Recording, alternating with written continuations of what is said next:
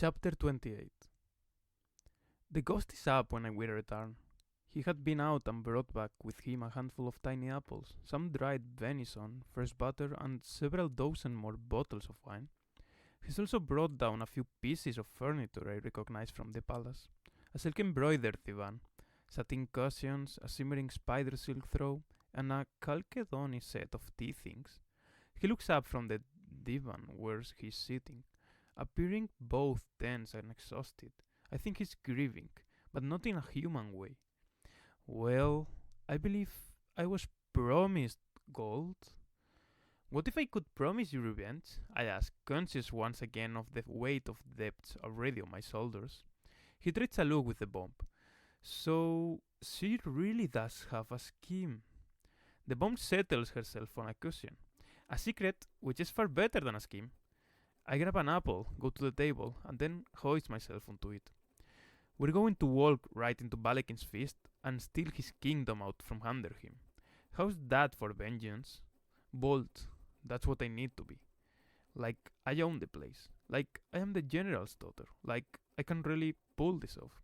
The corner of the ghost's mouth turns up.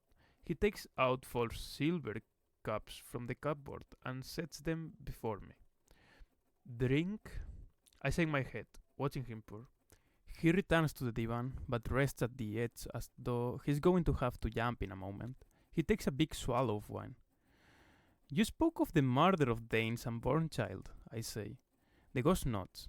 I saw your face when Cardan spoke of Lyriop and when you understood my part in it.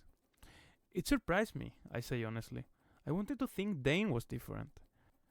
Cardan snorts and takes the silver cup that was meant for me, as well as his own.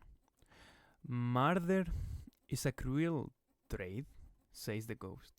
I believe Dane would have been as fair as High King as any prince of the folk, but my father was mortal.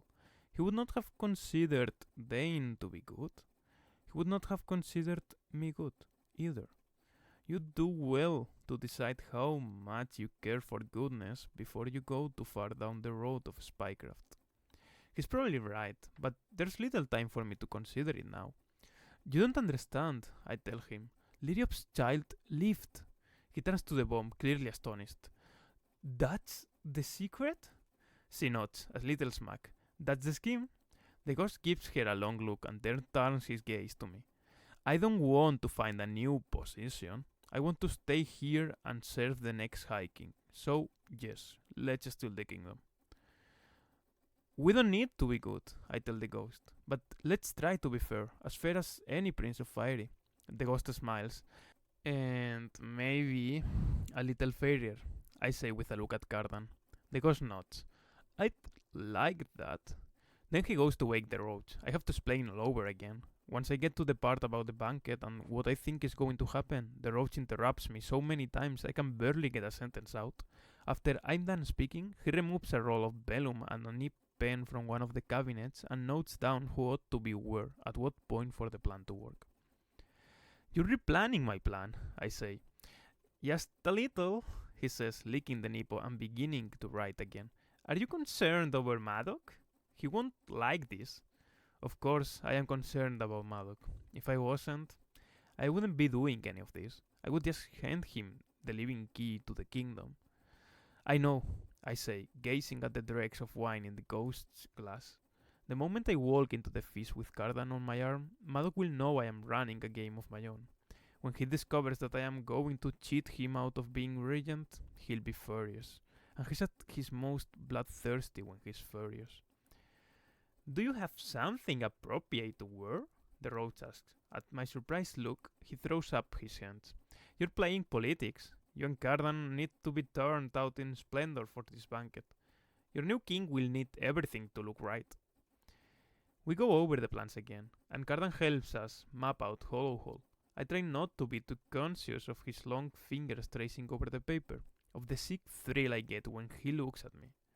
At dawn, I drink 3 cups of tea and set out alone for the last person I must speak with before the banquet, my sister Vivienne. I go back to my house. Maddox's house, I remind myself. Never really mine. Never mine again after tonight. As the sun rises in a blaze of gold.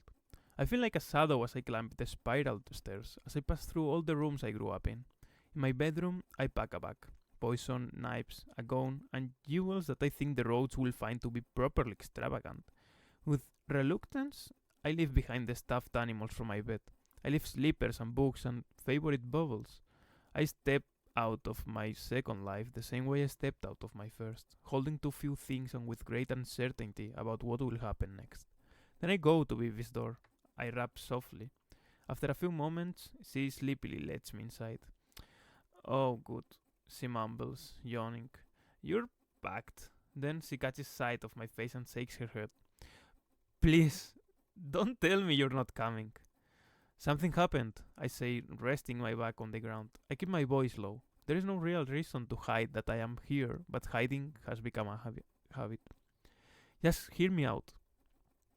You disappeared, she says. I've been waiting and waiting for you, trying to act like things were fine in front of that. You made me worry. I know, I say. She looks at me like she's considering giving me a swift smack. I was afraid you were dead. I'm not even a little bit dead, I say, taking her arm and pulling her close so I can speak in a whisper. But I have to tell you something I know you're not going to like.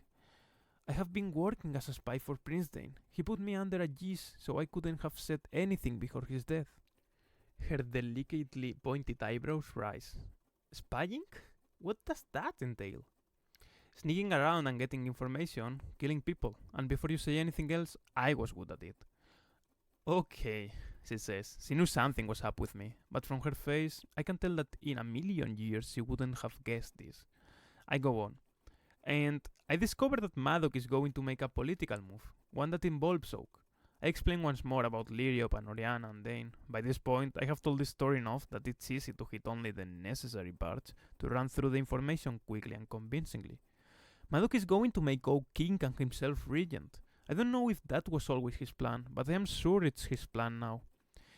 And that's why you're not coming to the human world with me? I want you to take Oak instead, I tell her. Keep him away from all this until he gets a little older. Old enough not to need a regent. I'll stay here and make sure he has something to come back to.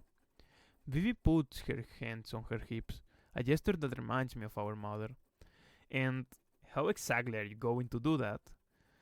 Leave that part to me, I say, wishing that Vivi didn't know me quite as well as she does. To distract her, I explain about Balekin's banquet, about how the Court of Shadows is going to help me get the crown. I'm going to need her to prep Oak for the coronation. Whoever controls the king, controls the kingdom, I say. If Madoc is regent, you know that Fiery will always be at war. So, let me get this straight. You want me to take Oak away from Fiery, away from everyone he knows, and teach him how to be a good king? She laughs mirthlessly. Our mother once stole a Fiery child away. Me. You know what happened. How will this be any different? How will you keep Madoc and Balekin from hunting Oak to the ends of the earth? Someone can be sent to guard him, to guard all of you. But as for the rest, I have a plan. Madoc won't follow. With Vivi, I feel forever doomed to be the little sister, foolish and about to topple over onto my face. Maybe I don't want to play nursemaid, Vivi says. Maybe I will lose him in a parking garage or forget him at school. Maybe I would teach him awful tricks. Maybe he would blame me for all this. Give me another solution. You really think this is what I want? I know I sound like I am pleading with her, but I can't help it. For a tense moment, we look at each other. Then she sits down hard in a chair and lets her head fall back against the cushion. How am I going to explain this to Heather? I think Oak is the least shocking part of what you have to tell her, I say. And it's just for a few years. You're immortal, which, by the way, is one of the more shocking things you have to tell her. She gives me a glare fit to singe her. Make me a promise that this is going to save Oak's life. I promise, I tell her. And make me another promise that it's not going to cost you yours. I nod. It won't. Liar, she says. You're a dirty liar and I hate it and I hate this. Yeah, I say. I know. At least she didn't say she hated me too. I am on my way out of the house when Tarin opens her bedroom door. She's dressed in a skirt the color of ivy, with stitching peeking out up pattern of falling leaves. My breath catches. I wasn't planning to see her. We regard each other for a long moment. She takes in that there's a bag over my shoulder and that I am in the same clothes I wore when we fought. Then she closes her door again, leaving me to my fate.